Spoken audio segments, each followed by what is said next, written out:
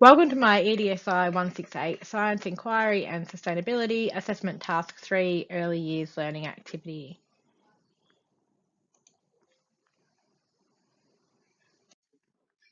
In this presentation, I will be exploring the sustainability concept of climate change, discussing why this is a problem that needs to be addressed and why children are at the forefront for combating the issue. I will be presenting an early years educational experience that can be used to introduce foundational concepts of climate change, as well as bring attention to sustainable practice that children can learn to begin to incorporate into their daily lives. The early years learning framework states that educators should recognise children's avid interest in their world, their ability to engage with concepts of sustainability, and their capacity to advocate and act for positive change. Before we get started, let's look at what is climate change. The Earth's climate is changing. Scientists believe this is due to the high amounts of greenhouse gases in the atmosphere, trapping the sun's heat. The primary reason for this increase is human activity, resulting in raised ocean levels, freshwater contamination, drought, intense storms, and a range of other natural disasters. The environment is becoming less optimal to meet the needs of all humans, specifically our children.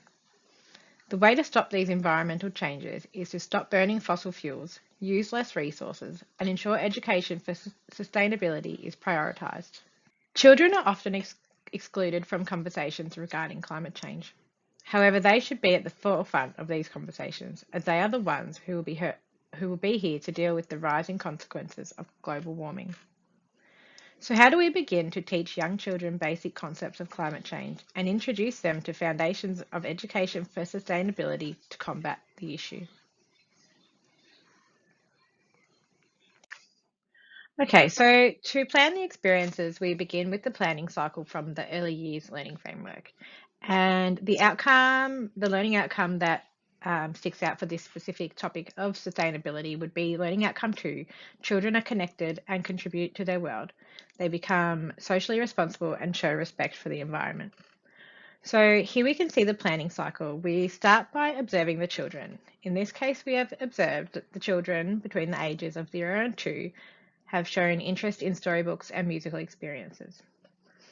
Then, through the assessment of learning, we observed that these relevant interests can be used to introduce the topic of sustainability through developmentally appropriate experiences. Children show interest in picture books and are involved learners. So then we go ahead and plan the experiences. In this case, I have planned 2 experiences, one a story time, then an extension story time with a sing-along role play aspect to introduce foundations and ideas of sustainable practice to prevent climate change.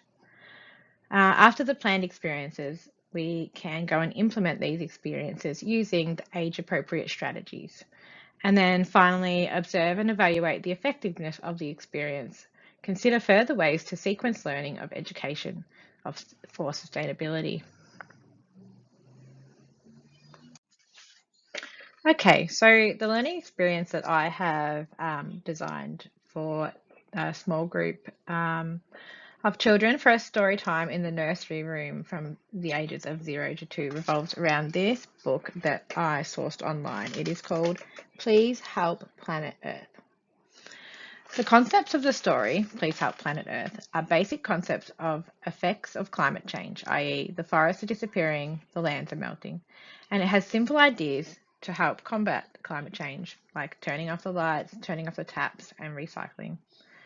The teaching strategies I would use throughout the experience are facilitating, explaining and identifying, and modelling.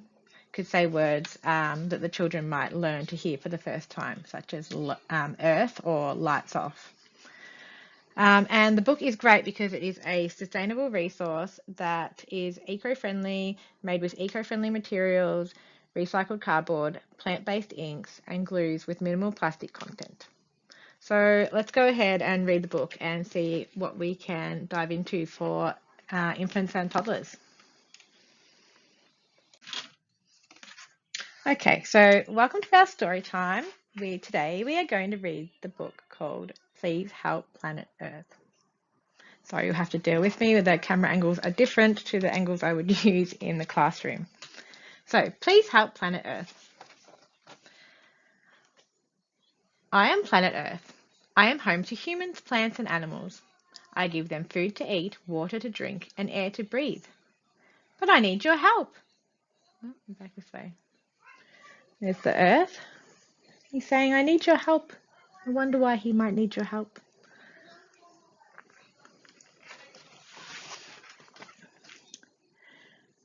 You don't need to be a grown-up.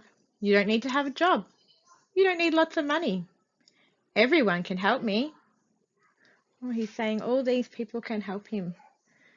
We have a lady, some children. And this person looks like they've just been shopping. But everyone can help the Earth. Let's see why he needs some help. My forests are disappearing. My lands of ice and snow are melting. And my animals are in danger. You can make a big difference with a few small actions. Oh, and look, he's even got a thermometer in his mouth. Like, you know when you get sick and you take your temperature? That's saying that his temperature is very hot.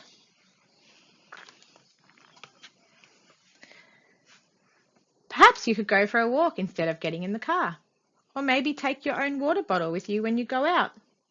And if you find litter or accidentally drop your rubbish, you could put it in the bin. That would help me.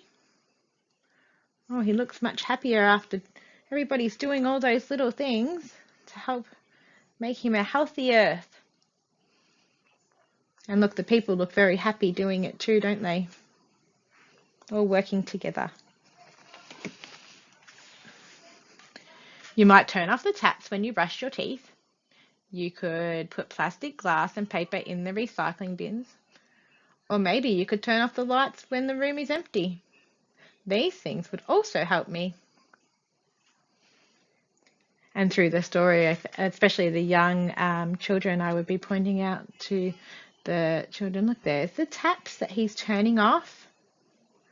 And this man's turning off the light because I think he's going to walk into the house.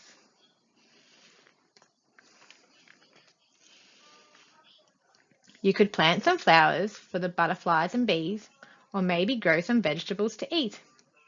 It might be nice to put some food out for the birds. There are so many ways you can help me. Oh, he's very happy Earth with all these ways of help and making him healthy. If everyone works hard and makes these small but important changes, then I will be a very happy Earth.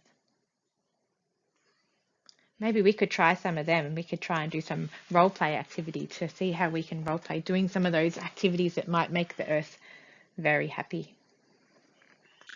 Okay, so to extend on the story time, I have found a song online that has a lot of the same sustainable practice that the book talks about, like turning off the lights and turning off the taps and recycling, and it uses a Cocomelon song to use repetition to learn the concepts.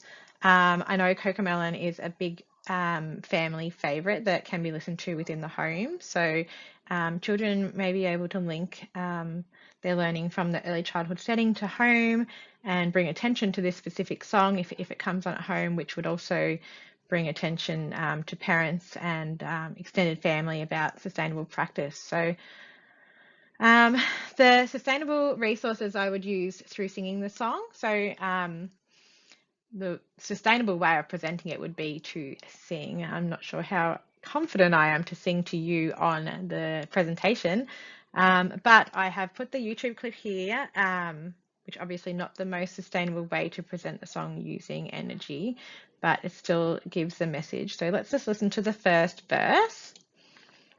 It's coming on. Whoop.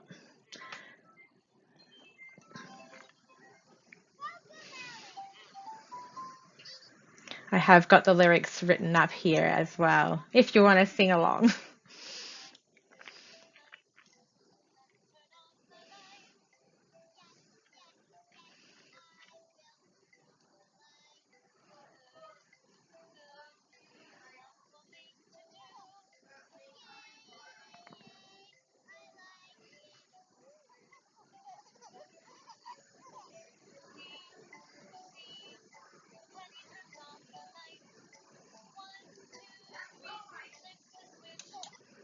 So there you can see the beginning of the song. They talk about the ideas of sustainable practice, and then it goes on to role play with the teddy bear turning off the lights. As the song goes on, it uses more plush toys to do the actions. I think there is a elephant that picks up some recycling and another toy that turns off the tap. So I was thinking in the experience, and the experience might be an extended experience that once the children learn the words of the song and it becomes a regular part of the curriculum or of the day, or we can incorporate some plush toys and do the role play within the classroom. So you could do it in the home corner. If you have a home corner, you could get the teddy bear and go, let's get the teddy bear to turn off the taps, and let's get the bunny to put the rubbish in the bin, in the right bin, and those sustainable imaginatory play that links to the ideas that are both presented in the song and in the story that we read earlier. So using the plushie toys, I wouldn't go out and buy the plushie toys. I've made sure in this case I've actually taken some photos of some of my own children's plush toys, but you could also go to the op shop and get some secondhand plush toys. Would be another way of using sustainable resources through the experience. So here's some further connections to the early years learning framework and the learning outcomes that are connected to the experience. So we already touched on outcome 2, contribute to the world. Children will become socially responsible for the environment, contribute to actions taken in matters that affect them, and begin to understand the use of sustainable practice. Outcome 4 is linked to the experiences where children are confident and involved learners, develop dispositions such as curiosity through the story and imagination through the role play, and use play to imagine and explore. Outcome 5, children are effective communicators. They will learn to engage with text and make meaning, and begin to understand literacy through singing songs. Considerations for inclusivity and differentiation. Facilitate the space for a diverse range of abilities. Babies may need mats to lay on the floor for group time, or space away from the standing group for the song or the role play. The story, illustrations, and text explore topics of diversity and sustainability being an inclusive practice. You can see that in the image there from the book, with a variety of characters and ages and nationalities all being part of being invited to join in the sustainable practice to help the earth. Infants may take value and learning using the resources in individual spontaneous experiences depending on their daily routine transitions at the time of the activity. So the song, the role play, the story can all be used in a one-on-one experience if a child was to miss out on the group times. And some young children may need extra support and guidance to join in a group time.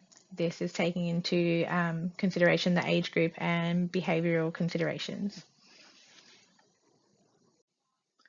So in conclusion, the experience gives opportunities to introduce the first simple basic foundations for education for sustainability from birth.